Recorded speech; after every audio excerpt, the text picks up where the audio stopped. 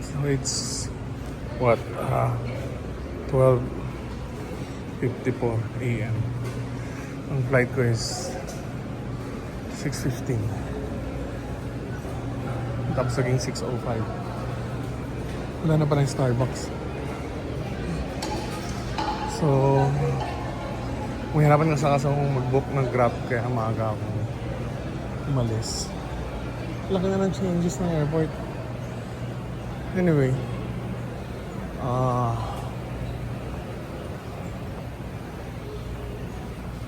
I'm going to Narita or Tokyo. Kasi may convention, so attend ako sa Yokohama.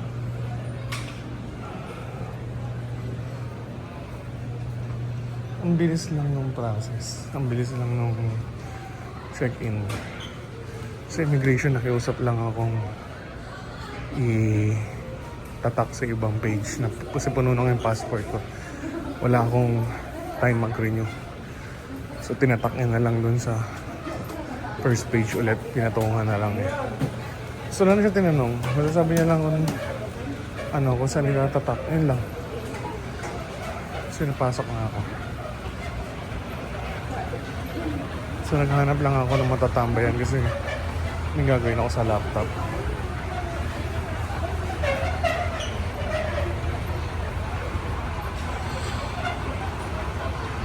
Parang medyo konti ngayon. Siguro dahil nandun sa madaling araw.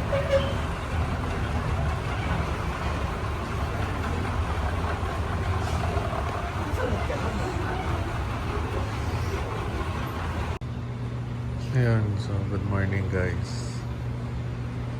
So naghihintay pa rin ako dito sa airport. 1:31 na ng umaga. 5:50 yung boarding. 5:05 yata. Ito Narita. So anyway, masarap i-discuss to ngayong Japan visa eh. Maraming mga nalungkot lately sa nangyari. Unang-una yung nilipat nila sa BFS yung processing. Pangalawa, yung kahit na multiple entry visa ka, pa nag-renew ka or nag-apply ka ng bagong visa, minsan either denied ka o single entry. Actually, nakakalungkot din, nakakawa rin. Pero, policy ng bansa nila yun eh. Pero, come to think of it, sa isang side naman ng story, hindi naman talaga lahat nagti-TNT. And honestly, mahirap din mag-adapt kaagad sa kultura nila and yung pagsasalita nila. Kahit ako, ilang years na nga pumupunta ng Japan. Almost 4 years na? Yeah, 4 years na. Sa loob ng isang taon, pumupunta ako na minimum of 4 times.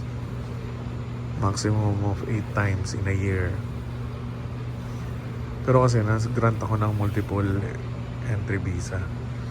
Ako, I follow the rules. Pero nakita ko nga yung changes ng Japan lately.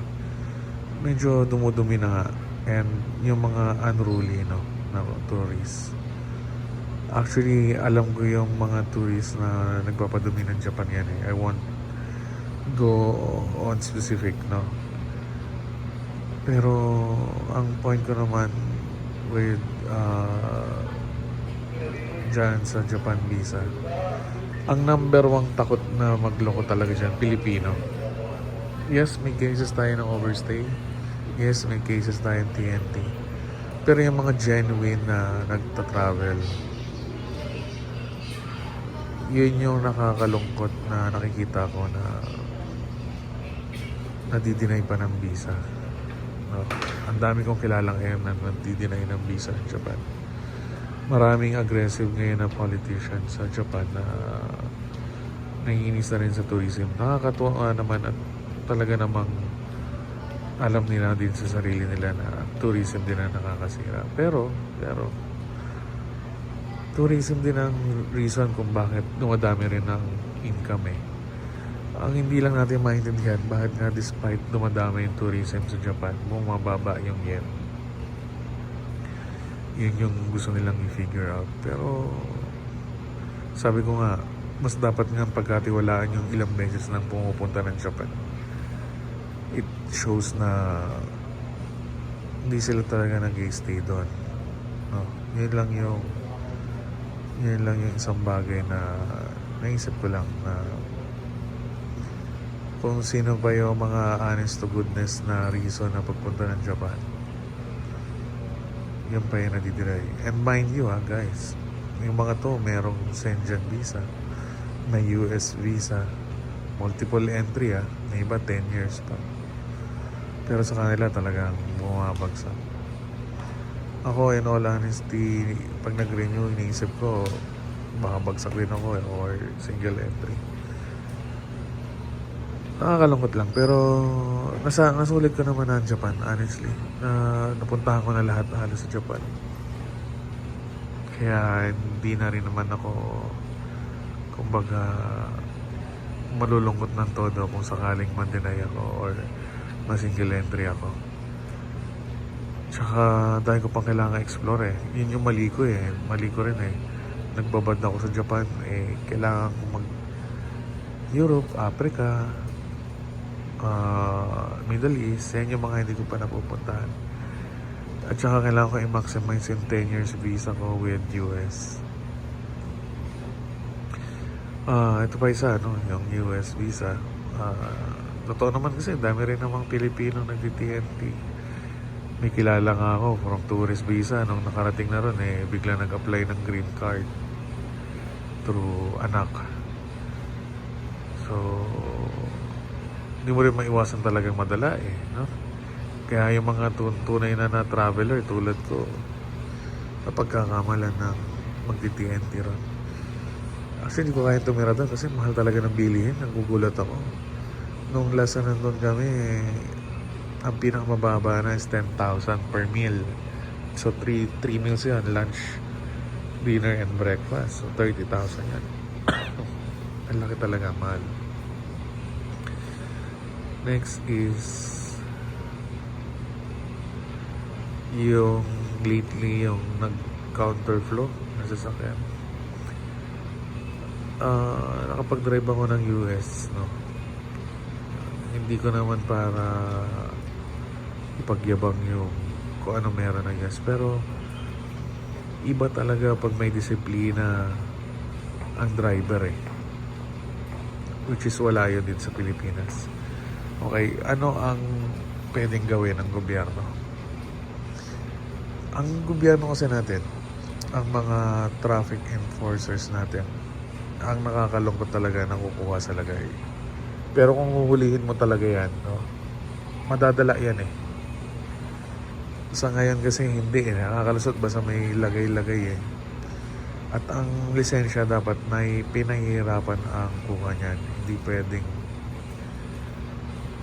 pwedeng kumbaga ang daling makakuha kasi. Kahit nga noon, di ba? Kahit bulag, nakakakuha. So sa US, may tinatawag na stop and go. Pag galing ka sa looban, papunta ka ng main road, 9-2 talaga sila. Automatic yan, guys. Walang lumalabag. Noong nandun ako, walang lumalabag. Pero kasi sa Pilipinas, kahit ma-aksidente, papasok at papasok Tapos hindi yan uhulihin ng kapulisan natin o hindi yan hihigpitan. So pababayaan. So lumalaki ang ulo. Pwede naman pala to, pwede naman pala ganyan. So lagi naghahanap ang gobyerno natin ng way para malunasan ng EDSA. Isa lang po yan, disiplina ng mga driver. Ang bonus part po doon, huwag na kayo magparehistro ng sasakyan na more than 20 years o 10 years. Higpitan na ninyo ang mga pagbili na dapat may parking. Diyos ko. Pag tingnan nyo yung mga parking ngayon sa kalye, nandun talaga ang daming sasakyan. Ako, nag-rent pa ako ng bahay para lang meron ako maparkingan ng isa kasi ayoko nakakaabala. Pero kung titingnan nyo lahat, ngayon, sa ngayon ang daming bumibili ng sasakyan ngayon na nasa tabi lang ng bahay nila o nasa tapat ng kapitbahay nila. Ayun lang kapitbahay ko eh. Bumili rin ng additional na bulok na kotse.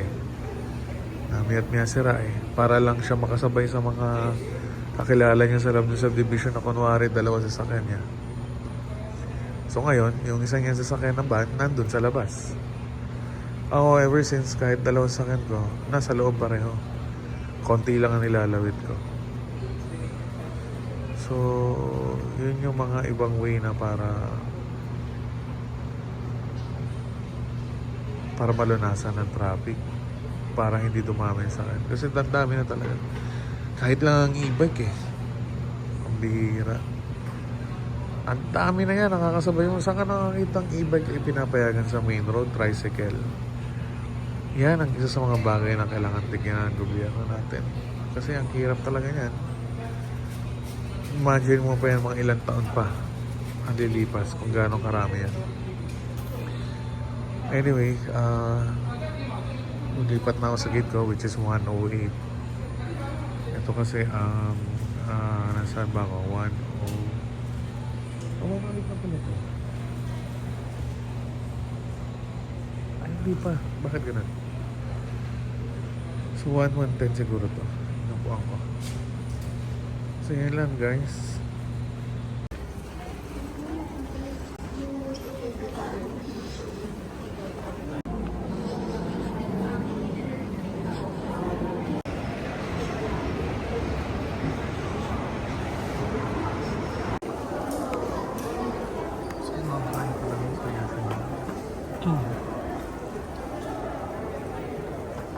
Wala kasi akong email na mail Cebu Pacific. May convention ngayon sa Yokohama. So yan yung mga kapatid nag-meet and greet. Magbaba sila. Ako kasi mag-train. Marami sila nakaabang dito. So maraming darating. Ito yung last day daw ng datingan para bukas. May activity raw sila bukas.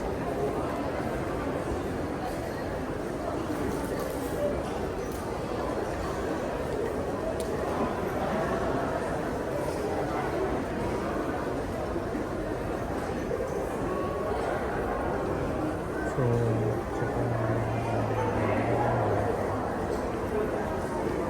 ang charge lang din ako para sa mga bagay. Paano pa naman. So, gusto kong kumuha Gundam. May binili ako sa Shopee na ganito. Tingnan natin.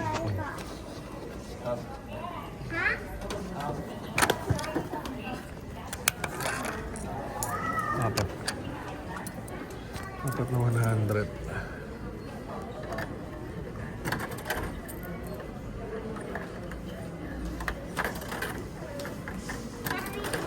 Huwag lang sana ng pangit.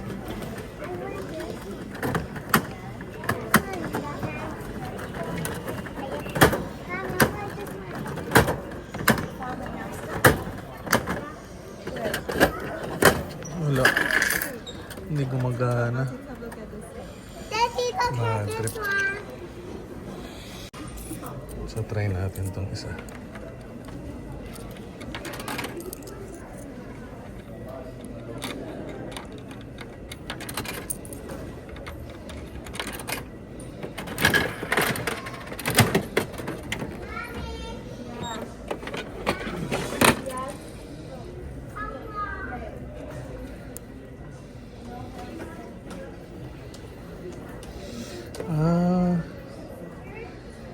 Ano lang, parang matte. Okay lang, pwede na rin. So 150 o sa 100.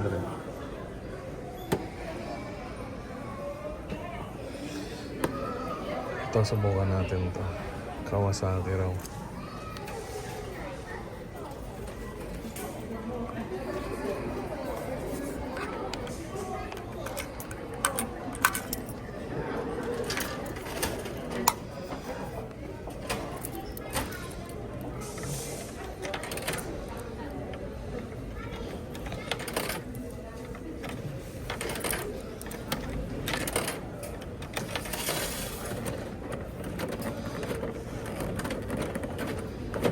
Ayaw din gumana. Sayang.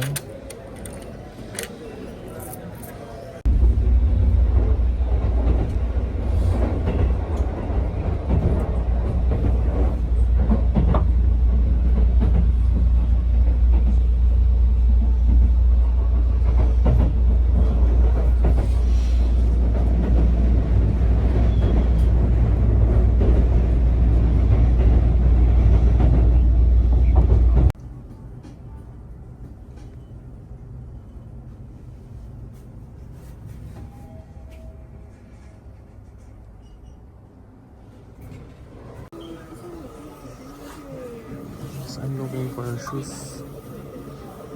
Ito na tinanong ko. Kasi ito kanina na gustuhan ko. Wala daw. Kasi tinan ko may stocks na to. Dito ako sa Alpen, Tokyo.